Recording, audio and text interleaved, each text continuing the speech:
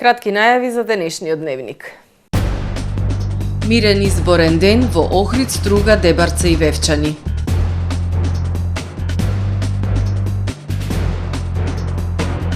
Средношколци и студенти од Охрид и Скопје се запознаа со можностите кои ги нуди Градежниот факултет Скопје.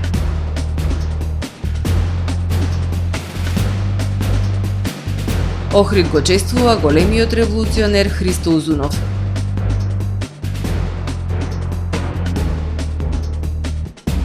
Групна изложба посветена на животната средина и урбаното живеење утре во Охрид.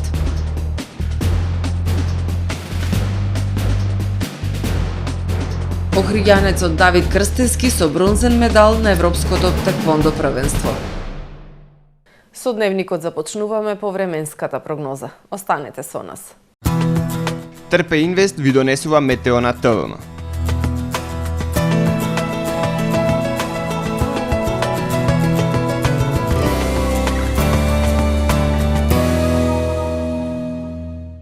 Денес во Охрид имавме умерено облачно време со сончеви периоди и максимална дневна температура до 16 степени Целзиусови.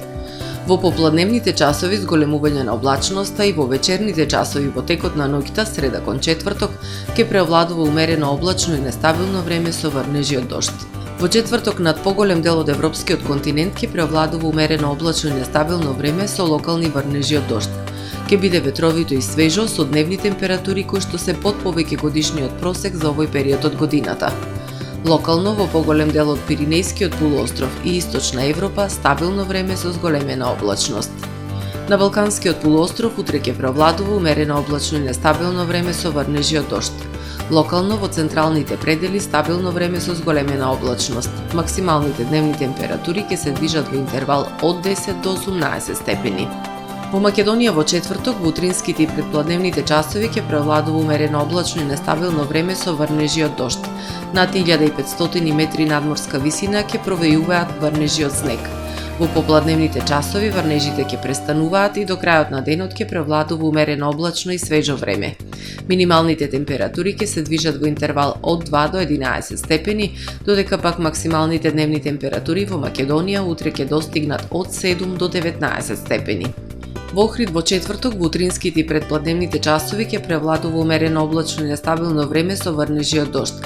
Во попладневните часови врнежите од дожд ќе престануваат и ќе преовладува умерено облачно време.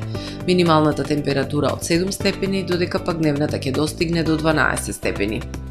Во Охрид во петок по свежото утро со температура од 4 степени, во текот на денот ќе преовладува претежно сончево време со појава на локална облачност и дневна температура до 15 степени.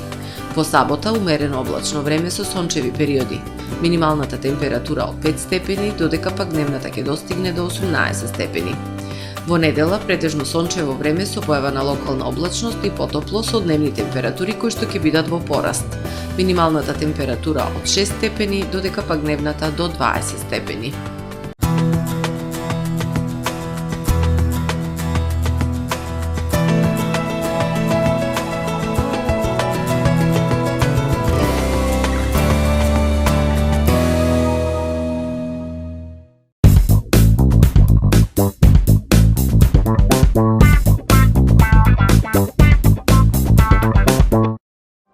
Тамаро е 25 години охридски водечки лидер и препознатлив бренд. Обуките од менаџерскиот тим се доказ за максимална посветеност кон вработените. Тамаро Холдингот се грижи за организацијата и на време пренесените информации кои отсликуваат тимската работа. Секој успех на вработениот е успех и на компанијата. Маркетите располагаат со производи со висок квалитет од секакви брендови по одлични цени. Вкусните печива од Анабела пекарата се веќе омилен појадок на многу потрошувачи во Охрид. Анабела кујната услужува голем број на потрошувачи и компании.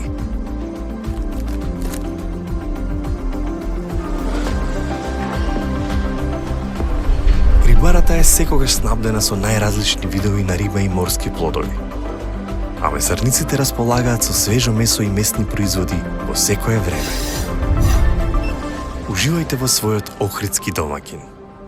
Тамаро, повеќе од маркет.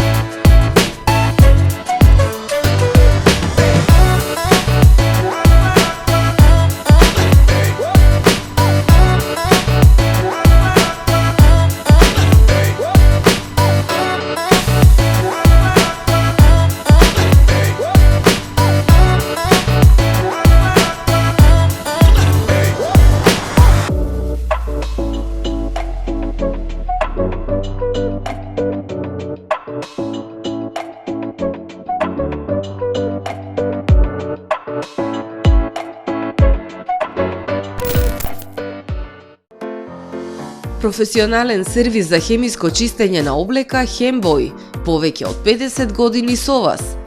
Единствени во регионов работиме со dry cleaning или суво чистење. Не дозволувајте импровизации со вашата деликатна облека.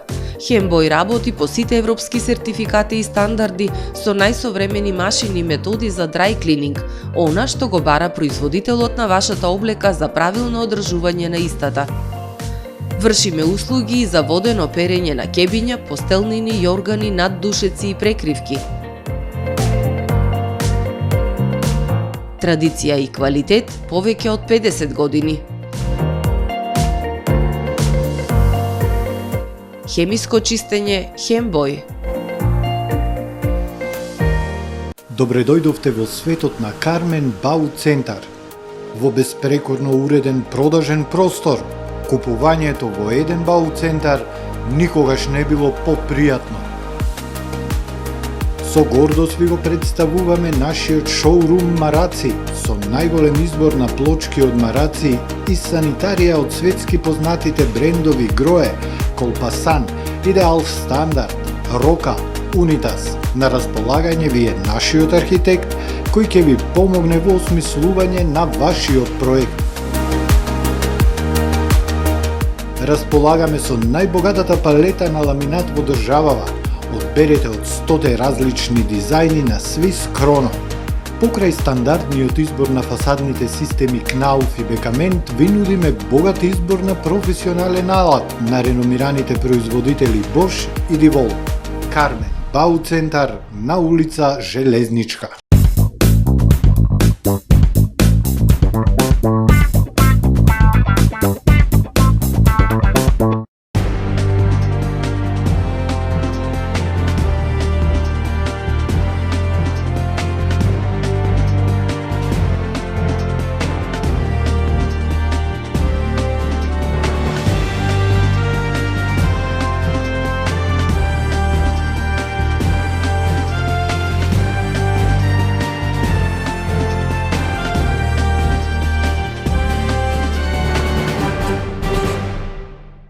Добар ден. Прво издание на Дневникот на ТВМ.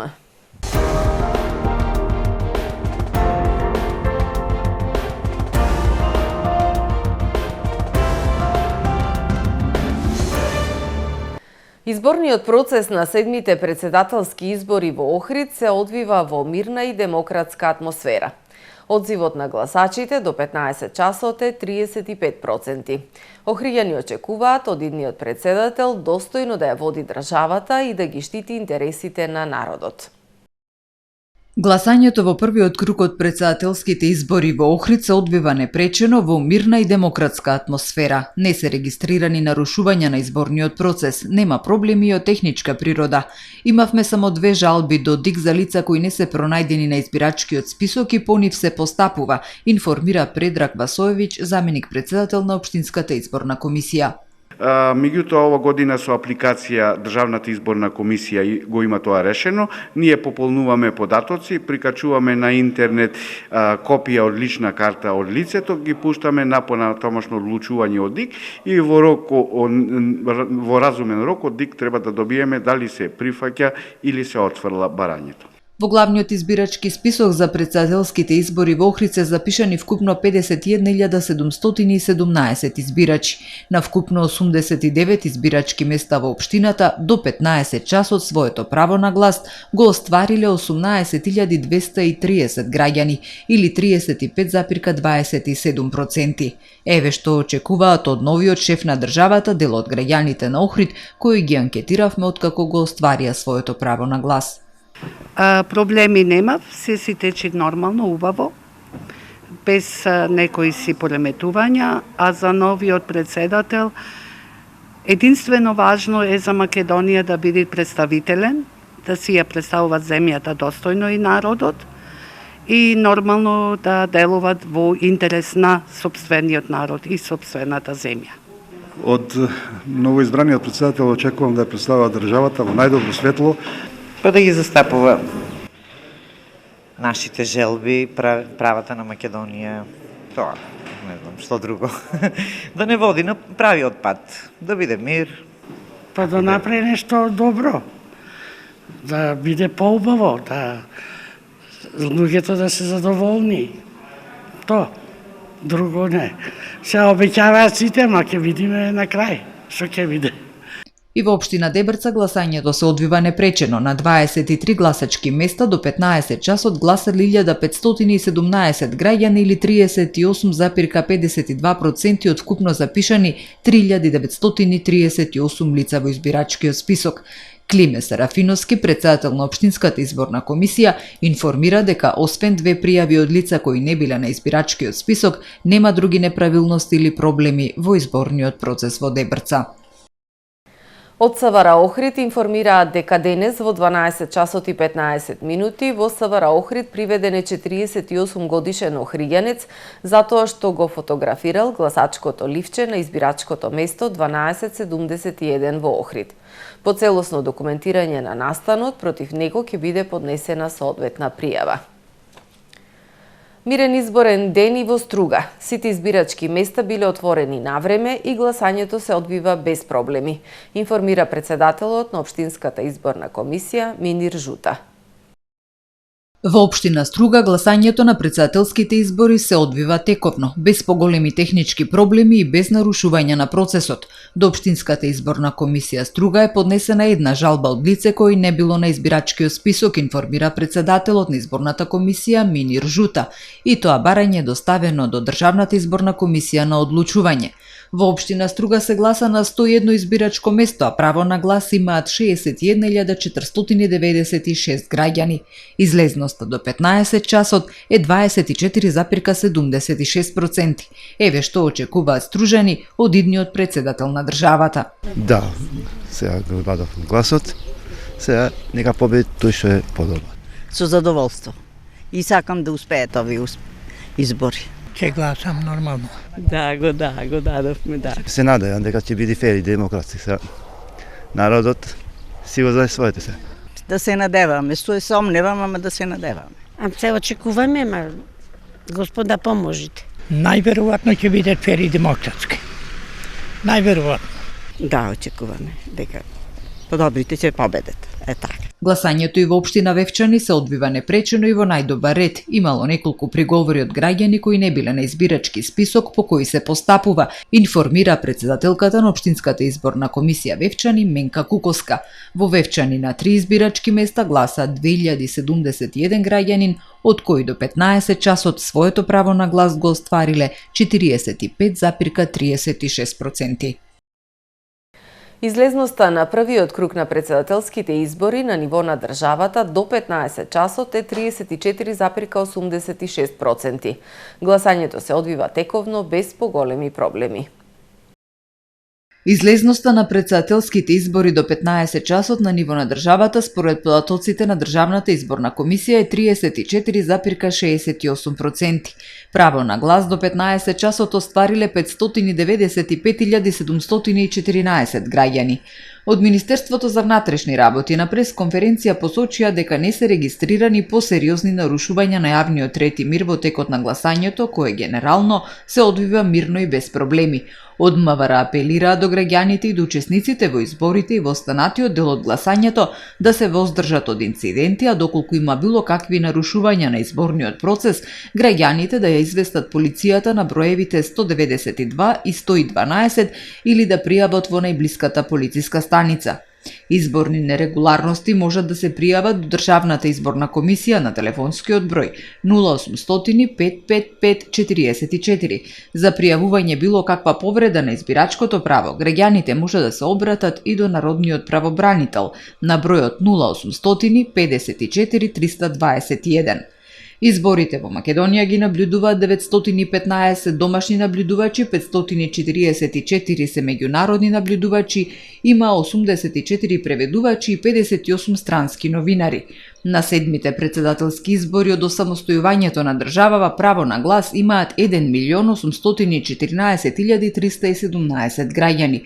За функцијата председател во трка се 7 кандидати. Во првиот круг победник е кандидатот кој ќе освои мнозинство 50% плюс 1 гласач од вкупниот број регистрирани гласачи во избирачкиот список.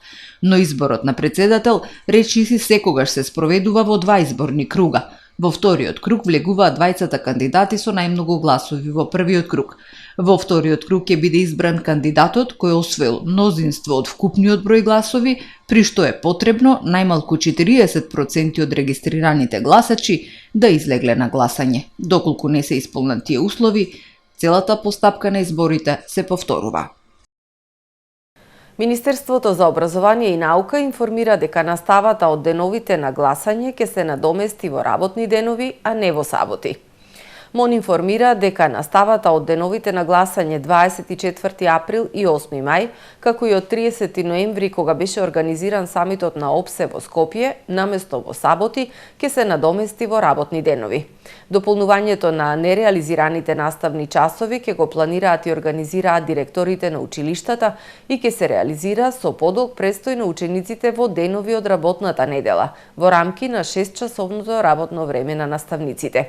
Подсетуваат дека наставната година за учениците од средните училишта ќе трае до 10 јуни, додека за учениците од основните училишта до 17 јуни.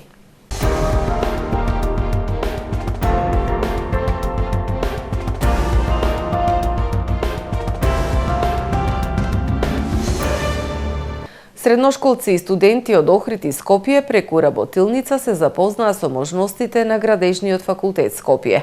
Последниве години се намалува интересот за студии во областа на градежништвото.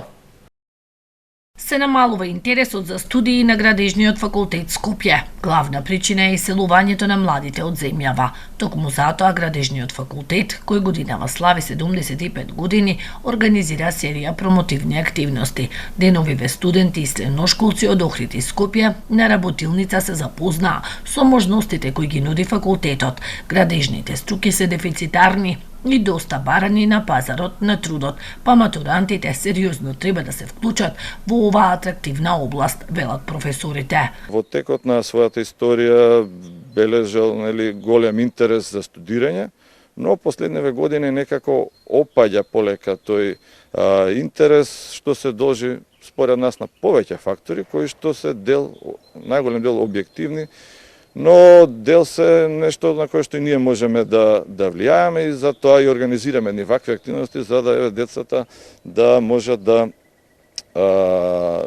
го земат во предвид и Градежниот факултет кога ќе треба да се студира. Ние всушност и мотото на работилницата градиме иднина во смисол на во двоен смисол, буквално градиме иднина која ги градиме објектите, но градиме иднина преку градење на кадар кој што ќе може да ја гради таа иднина. Интересот, реков, нешто е опаднат, но ние преку овие активности се трудиме да се да го тој интерес повторно подигнеме и некако ми се чини последните година-две успеаме барем да го задржиме трендот на упис. Во минатото најатрактивна била конструктивната насока и градежништво, но во поново време има и геоинформатика, геотехника, хидротехника, транспортна инфраструктура, насоки кои нудат добри работни места.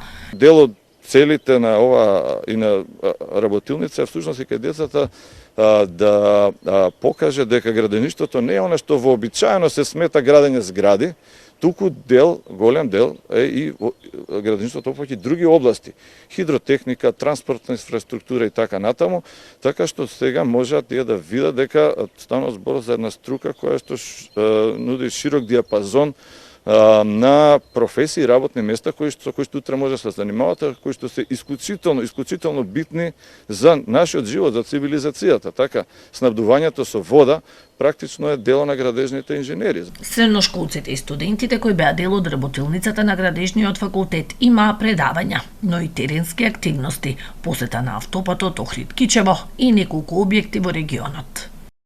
Охрид го чествува големиот револуционер Христо Узунов. Делегација на општина Охрид, предводена од градоначалникот Кирил Пецаков, денеска положи свежо цвеќе пред спомен обележието на големиот охридски револуционер Христо Узунов во градскиот парк. Цвеќе положија и издруженија на граѓани, представници на институции и политички партии. Во рамки на чествувањата по повод годишнината од херојската погибија на Христо Узунов, деновиве и основното училиште кое го носи неговото име го одбележа својот патронен празник со богата културно-уметничка програма. Групна изложба посветена на животната средина и урбаното живење во рамки на проектот Проспер ќе се одржи утре 25 април во Центарот за култура Григор Парличев во Охрид со почеток во 18 часот. Осумми на меѓународни уметници престојуваа во Охрид во април 2024 година како дел од проектот Проспер, прототип за одржливи резиденции на периферии. Идејата беше да се инспирираат уметниците да пронајдат врски помеѓу нивната авторска практика и кревката околина на Охридското езеро и неговите жители. Уметниците се изразија преку создавање фотографии, скулптури, композиции, поеми и интервенции на пронајдени предмети. Траги од нивното креативно истражување ќе бидат изложени во рамките на групната изложба, која ќе се одржи утре 25 април во Центарот за култура Григор Прличев во Охрид со почеток во 18 часот. Дел од уметниците твореа на јавни површини на самото езеро и во неговата околина. Муралите на Марија Видовик може да се видат на повеќе локации во Охрид, а медитативното звучно доживување на вода на Андерс Ехлин и Селма Бошкаило се случува на езерото. Проектот Проспер го реализираат 5 организации: Перипетија продукција и ЛДА Струга Македонија, Луп Грција, Ехо Анимато Србија и Ојун Германија. Проектот е кофинансиран од програмата Креативна Европа на Европската Унија, како и од Министерството за култура на Република Северна Македонија. Охриѓанецот Давид Крстески освои бронзен медал на последното европско теквондо ITF првенство, кое од 15 до 22 април се одржа во Копер, Словенија. Македонската традиционална теквондо федерација од 15 до 22 април 2024 година учествуваше на Европското теквондо ИТФ првенство кое се одржа во Копер, Словенија. На ова европско првенство учествуваа над 1000 надпреварувачи од 34 земји. Нашата репрезентација, предводена од председателот Маријанчо Лазаревски, учествуваше со 6 надпреварувачи: Давид Крстески, Христијана Парулеска, Елена Јанеска, Владимир Димитриевиќ, Марио Крстески и Софија Колушовска. Конкуренцијата беше преголема, доминираа големи репрезентации, а покрај тоа доминираше и пристрасноста на судиите која беше во корист на големите репрезентации. Вели Лазаревски и додава дека ова било најтешкото европско првенство на кое имаат учествувано досега, каде од старт биле оштетени од ждрепките без право на приговор и корекција. Давид Крстески, кој е еден од нашите најдобри надпреварувачи, ја оправда нашата доверба и докажа дека е врвен спортист, освојувајќи го бронзениот медал во спаринг борби јуниори 16-17 години до 63 килограми. Христијана Парулеска, нашата минатогодишна европска шампионка, ги победни представничките на Босна и Херцеговина и Англија, додека во четвртфиналето загубила од представничката на Германија. Како мала репрезентација, сепак сум презадоволен од настапот на нашите репрезентативци. Ова е 5-то последователно европско првенство на Македонската традиционална теквондо федерација, каде континуирано се враќаме со медал, што не прави една од поуспешните федерации, вели Маријанчо Лазаревски. Пред да се одјавиме, да ги погледнеме и вестите од светот.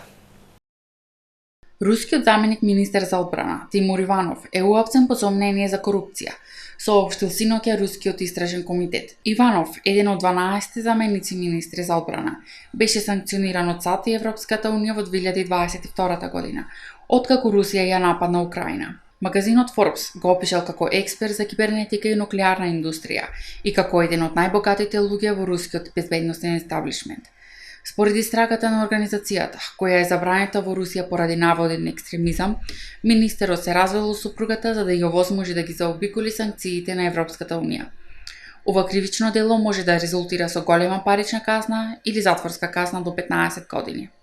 Пратениците во Американската сојузна држава Тенеси вчера усвоија закон со кој на наставниците ќе им се овозможи да носат скриени пиштоли на училиште. Околу половина од сите американски држави им дозволуваат на наставниците или другите вработени во училиштата да носат огнено оружје во просторот на училиштето, наведува правниот центар Гифордс, група за безбедност на оружје. Според законот на Тенеси, секое лице кое сака да носи скриен пиштол на училиште мора да заврши најмалку 40 часа обука во училишната полиција. Директорите на училиштата мора да дадат одобрение за лицето да носи оружје, а началниците на локалната полиција мора да бидат информирани за идентитетот на носителот. Озогласениот бос на картелот, кој наводно планирал да го убие холандскиот престолонаследник и премиер Марко Руте, поради судска вмешаност во Шпанија, избегнал затвор и е во бегство од властите. Водачот на наркомафијата Карим Бујахричан беше уапсен во Марбела минатиот јануари во голема операција со која заврши 5-годишната истрага за перење пари. Поради него, холандската принцеза Амалија мораше да се повлече од својот студентски стамбен комплекс и да се врати во Кралската палата во 2022 година, откако полицијата доби веродостојни докази кои покажуваат дека Бујахричан планирал да ја кинапира или убие. Владата на Јамајка објави дека донела одлука да ја признае државата Палестина поради загриженост за конфликтот во појасот Газа и хуманитарната криза во палестинската енклава. Министерката за надворешни работи на Јамајка изјавила дека нејзината земја сака мирно решение на израелско-палестинскиот конфликт преку дипломатски диалог, а не со воени дејствија. Јамајка сега се приклучи на 140 земји членки на Обединетите нации кои ја признаа државата Палестина. Граничната полиција на Босна и Херцеговина соопшти дека утринава е покренета опсежна акција наречена Пирамида за спречување на организираниот шверц на мигранти. Повеќе од 150 полицајци вршат претрес на 16 локации во Босна и Херцеговина. Откриени 14 лица кои се осумничени дека сториле кривично дело, организирање група или здружение за извршување на кривично дело, криомчарење мигранти, или биле дел од меѓународно организирана криминална група, кои во последните 6 месеци се обидели да прошверцуваат или криомчарат повеќе од 600 луѓе, меѓу кои и над 100 малолетници. Поред прелиминарните податоци, ова меѓународна организирана криминална група во изминатите 6 месеци остварила финансиска корист од над 6 милиони конвертибилни марки, јавуваат босанските медиуми. Почитувани гледачи, ова е се во првиот дневник на ТВМ. Ви благодарам за вниманието со кое не следевте. Пријатно!